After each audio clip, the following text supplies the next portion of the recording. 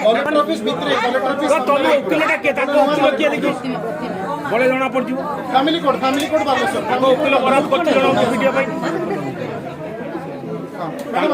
बराद कर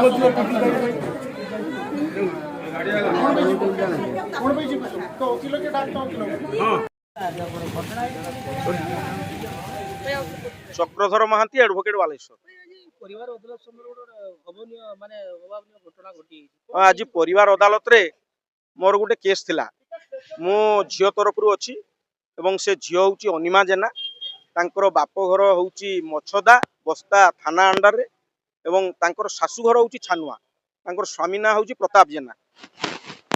तांको झियो divorce case file करछि फैमिली जज रे 13(1) रे एवं पुओ से केस रे मध्य हाजर हेछि तांको तरफ रु प्रदीप आचार्य होचंती एडवोकेट द्वितीय अवसर रे गत डेट रे हमर फैमिली जज रो जो काउंसलिंग अछि काउंसलिंग रो फीमेल मेंबर जने अछंती एवं मेल मेंबर सेठी काउंसलिंग तांकर फेल मारितला एवं ए अनिमा जेना सहित रहिबा पई चाहुनांती तेणु सेही ताको निर्यातना दउचंती एवं डाउरी टर्चर करचंती सेही बाबद रे सेही ग्राउंड रे से एटी डिवोर्स केस फाइल कर आज मध्य सेही डेटटा थिला काउंसलिंग पई पीओ पाखरे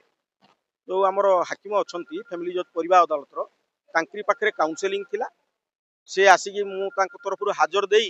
रेकॉर्ड रे मध्य से दस्तखत कले पेशकार कहले जे 2:10 बेले पड़िबो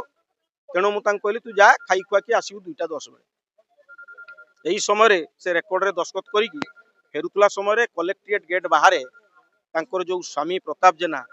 से मंद उद्देश्य रही छकी की रही एवं तांको निर्मम प्रहार एवं कि जे कि रक्ताक्त आघात देइछि आपण माने देखुचंती एवं लोक मध्य बालेश्वरवासी को धन्यवाद देवा कथा जो सर्वसाधारण माने तांको उद्धार करी कोर्ट भीतर को आनिथिले एवं एठारू सहदेव कुंडा पुलिस मध्य तांको नेइचंती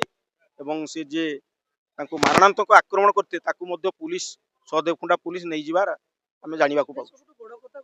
घटना बा केसटा विचार विमर्श थिला बेले ता स्वामी एभलिया घटना घटेबा तो माने अमसूल भाबे माड़ मारियो जे ताको माने रक्ताक्त कर दी अत्यंत दुखद घटना भारी निंदनीय ये समाज रे एभलिया दिन को दिन एभलिया व्यापी चलछि तांकर स्त्री रो दुईटी पुओ भी मध्य अछि से माने पाठ ही पढुचंती द्वितीय अवसर रे केस चलछि कोर्ट रे जहा हबो आज काउंसलिंग थिला दुई जनकर मध्य मत रखी की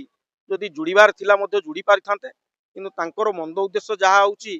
जे से एभलिया जो भलिया मारणांतक आक्रमण कले भारी अति घृण्य कार्य एवं ताकू एटी कठोर हिसाब रे